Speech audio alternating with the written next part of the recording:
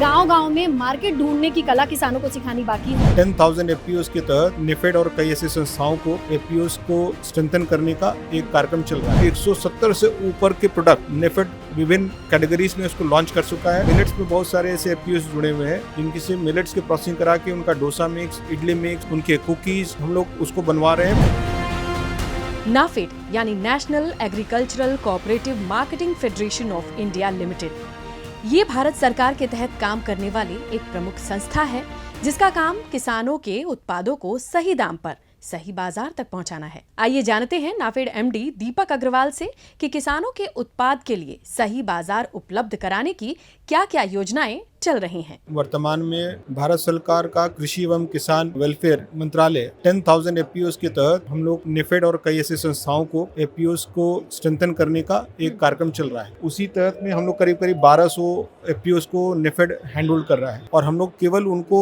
एक टेक्निकल या वो प्रशिक्षण नहीं प्राप्त करा रहे और उनको फाइनेंशियल हेल्प भी केवल नहीं प्राप्त करा रहे। बहुत सारे ऐसे एफपीओस हैं जिनके प्रोडक्ट्स को हम लोग उन्हीं के माध्यम से प्रोसेस करा के न सिर्फ अपने नेफेड स्टोर में रख रहे हैं बल्कि उनको एक्सपोर्ट भी कर रहे हैं। उदाहरण के तौर पर कई सारे एफपीओस द्वारा हनी का प्रोडक्शन किया जा रहा है।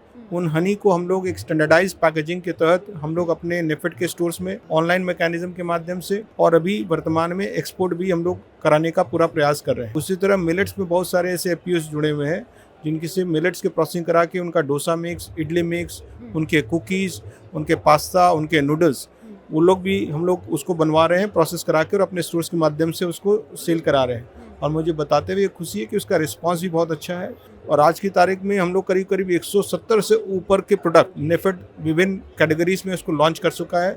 आने वाले समय में हम लोग ये कर रहे हैं कि जो हमारे एफपीओस हैं या जो कोऑपरेटिव सोसाइटीज़ भी है वो लोग कोई ऐसा क्षेत्र में अगर क्लस्टर के बेस पे वो लोग प्रोडक्शन कर रहे हैं तो चाहे उन्हीं से हम प्रोसेस करा लें या उनसे रॉ मटेरियल लेके खुद प्रोसेस कराकर नेफेड ब्रांड के तहत में हम लोग अपने स्टोर्स के माध्यम से, ऑर्गेनाइज रिटेल के माध्यम से, ई कॉमर्स के माध्यम से, अपने डिस्ट्रीब्यूटर के माध्यम से और एक्सपोर्ट के माध्यम से हम लोग उनका मार्केटिंग, जो आपने प्रश्न पूछा, मार्केटिंग हम लोग पूरा बढ़ाने का प्रयास कर भी रहे हैं और आगे भी करते रहेंगे। अब प्रोसेसिंग धीरे धीरे किसान सीख रहा है लेकिन उसे मार्केट की ही दिक्कत आती है और आपने हनी का जिक्र किया। बहुत सारे ऐसे हनी के व्यापारी हैं या बी कीपर्स हैं जो कह रहे हैं कि इंसेक्टिसाइड की वजह से उनकी मक्खियाँ मर रही हैं, वो उस चैलेंज से अपने बॉक्स खो रहे हैं। दूसरे की उनको लगता है एडल्ट्रेशन से वो बड़ी कंपनियों को जो शहद बेचते थे वहाँ पे नाम नहीं मिल रहे हैं।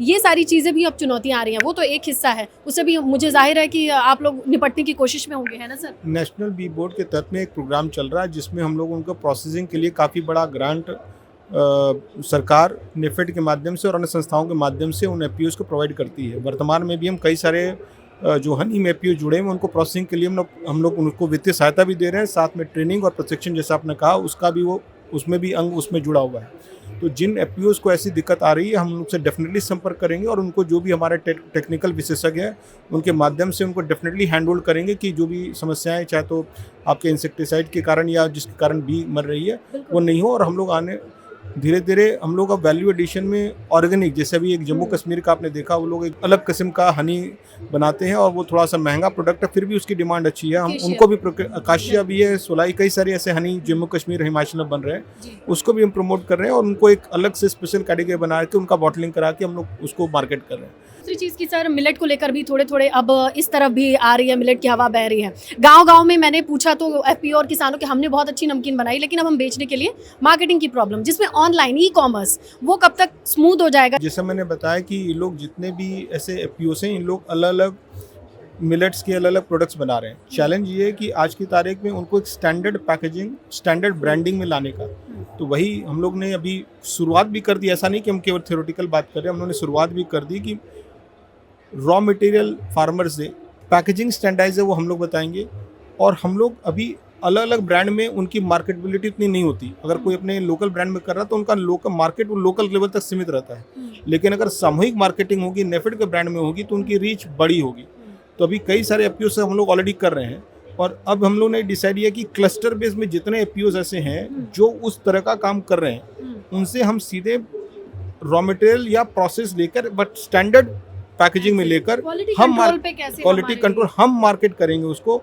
और सेकंड, ONDC की प्लेटफॉर्म के माध्यम से FPOs को विंडो दिया कि वो भी अगर चाहे तो सीधे अपना कंज्यूमर से जुड़ सकते हैं और वो अपना माल सीधे कंज्यूमर को बेच सकते हैं। वो ऑप्शन भी उनके पास अवेलेबल रहेगा। और दालों पे जाते जाते सवाल जरूर बनता है कि इस बार क्या लग रहा है, प्रोत्साहन है किसानों के बीच में दालों को एकदम आपको न मालूम होगा, लास्ट बजट में माननीय वित्त मंत्री जी ने पूरी घोषणा की है कि 3 दालों के लिए उड़द और तूर और मसूर के लिए 100% प्रोक्योरमेंट।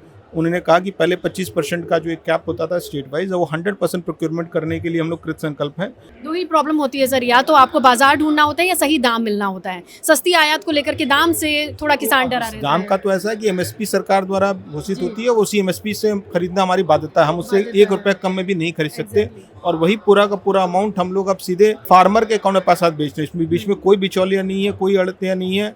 एक पूरी पारदर्शी व्यवस्था से किसानों को ये विश्वास होगा कि उनका प्रोड्यूस खरीदा जाएगा और एक तय रेट पे खरीदा जाएगा, तो वो नेक्स्ट ईयर भी उसको प्रोड्यूस को बोने के लिए प्रोत्साहित होंगे। यही सरकार की परिकल्पना है। बहुत सारी शुभकामनाएं आपको, बहुत धन्यवाद आपका।